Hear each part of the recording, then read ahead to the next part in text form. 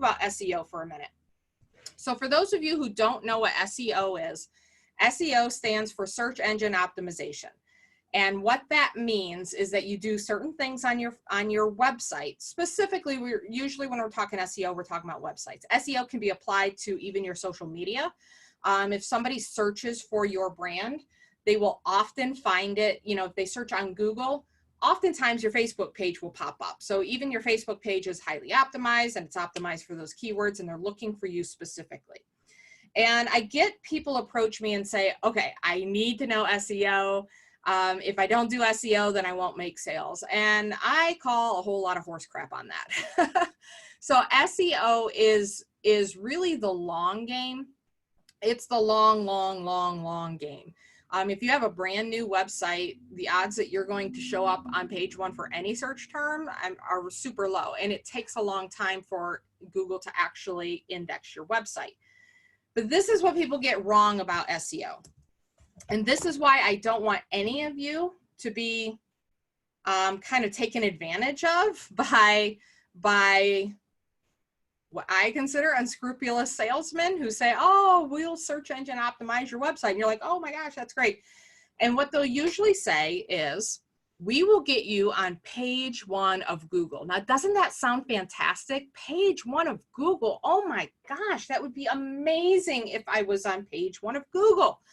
So I'm going to give this guy all of my money in order to get me to page 1 on Google. But here is what happens. They can get you to page 1 on Google. It takes some time because it does take time for Facebook to index all that stuff. They can get you to page 1 on Google, but what search term did they get you to page 1 on? So for instance, my rabbit toy business is called Happy Rabbit Toys.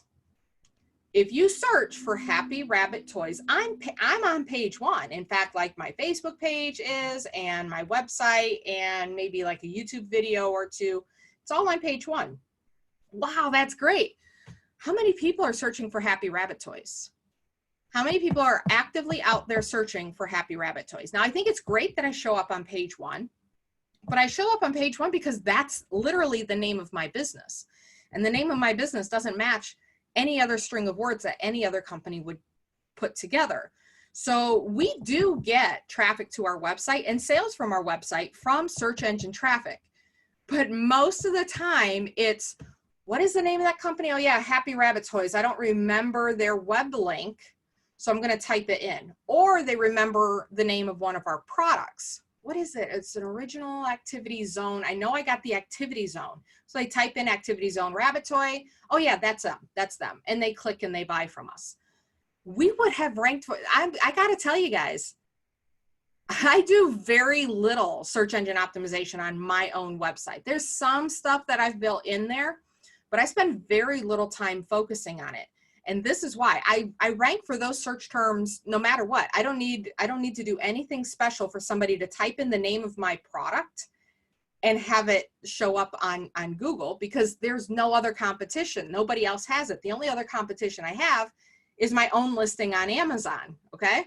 So we show up for the search engine term for Happy Rabbit Toys, but those were already my customers. They were already my customers.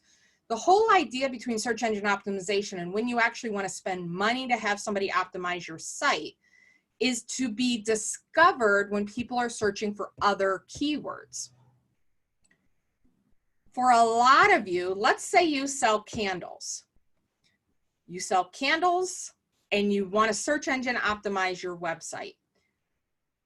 It is going to be extremely difficult. To show up for the word candles, nay, impossible.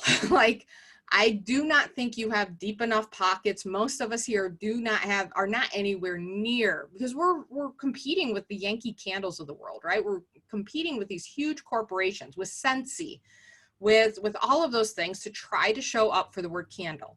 Now there's something called long-term or long-tail keyword where it's actually like apple blossom scented candle. And back 10, 15 years ago, that stuff worked really, really well. You could rank for those search terms. But all the big corporations are onto that. They have full staff sitting around figuring out all of the long tail keywords for their niche. And it is, again, nearly impossible for some of us smaller guys to break through that. Is it totally impossible? No. You could definitely rank for a search term that maybe everybody else has overlooked, or you may be in a weird little niche where you don't really have much competition. But if you have any kind of sophisticated competition at all, if you sell jewelry, done. There's no way you are going to get on page 1 of Google, except for the name of your business. Okay, so the name of your business, you can get to page 1. And a search engine optimization guy is going to say, see, I got you to page 1, now pay me $2,000. And it's near worthless because there's no traffic. Nobody is searching for that except your own customers, and you would have ranked page 1 for that search term anyhow. Now, I'm not saying SEO is total bunk, and I'm not saying never do SEO. What I'm saying is don't hire it out, because it's what for most of us, and this is a general, there is the possibility that somebody would contact me and say, this is my business, and I'd say, oh my gosh, the SEO, there is potential there. You don't exactly have direct competitors, and we can, show up in search terms for other things. But if it's the choice between putting in a lot of time and effort for SEO versus putting in a lot of time and effort building your own audience, you go for your own audience every time. The same money you would spend to that SEO guy, you could build a much larger audience that knows, likes, and trusts you, has a relationship with you, and actually buys from you, versus just showing up on page 1 for your own keyword, for your own name. So put more of that energy into building your audience. And that's why I, in the course, I talk about all the steps that it takes to grow your business. SEO is just like, to me, it's an add-on, it's a bonus. It's an extra little thing that you can do. The other bad thing about SEO is Google only has to they just change their mind, change their algorithm. We're going to change it all up. Let's say you spent $10,000 to get to page 1 on some kind of candle search term. Google can totally undo it tomorrow. Totally, completely undo it tomorrow. They've done it before. Businesses have crashed and burned and completely gone out of business simply because of a minor Google search term change. And these guys that are getting you ranked, they're doing all of these tactics that Google doesn't want people doing. So those are the tactics that always get nixed in the algorithm.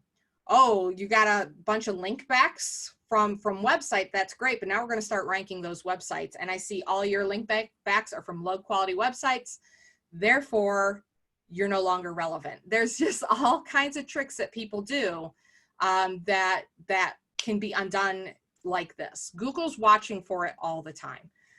So it's better to really focus your energy on building an audience, okay? Build an audience that belongs to you.